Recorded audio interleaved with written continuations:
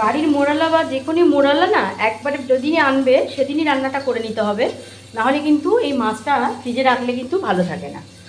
কারণ আমি যে ভাববো যে রেখে দিলাম, রেখে দিয়ে একটু পরে করব, দিয়ে দিলাম 5 ফোড়ন, ভালো করে একটু পেঁয়াজ দিয়ে দিলাম।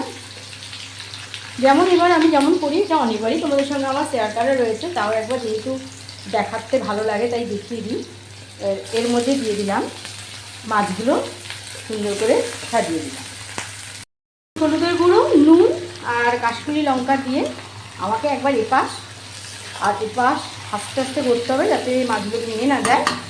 আর এখানে সর্ষেটা আমি অফিস থেকে এসে ভিজিয়ে দিয়েছিলাম, তার জন্য সর্ষে, শুকনো লঙ্কা, রসুন আর পেঁয়াজের যে বাটাটা সেটা কিন্তু সুন্দর করে আমার বাটা হয়ে গেছে। শিলের কোনো আজকে দরকারই হয়নি, শিল পাটাতে অন্যদিন বাটি, তো আজকে কোনোভাবে দরকারই হলো না। তো এই মশলাটা একটু আমি এদিক এদিক করে দেবো, কারণ যেহেতু রসুনটা আছে, রসুনের গন্ধটা চলে যাওয়ার দরকার।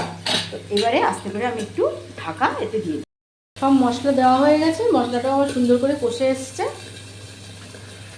আবার একবার এদিক থেকে এদিক করব, কিন্তু কোনোভাবেই যেন মাছগুলো ভেঙে গুঁড়ো গুঁড়ো না হয় সেটা আমাদেরকে দেখতে হবে। তো এবারে যেটা দেব, আমি এর মধ্যে একটু ভালো করে জল দিয়ে দিলাম, কারণ মাছগুলোকে একটু আমাকে ফুটতে দিতে হবে। তো আমরা ননভেজের ডেতে যেমন ডাল একটা খাই না, তার জন্য মাছের এইটা মোরলা মাছের ঝালে একটু ঝোল রাখবো ভাত মাখিয়ে খাওয়ার জন্যে। তো এটা মোটামুটি আমার হয়ে গেছে, এবার এটাকে বন্ধ করব।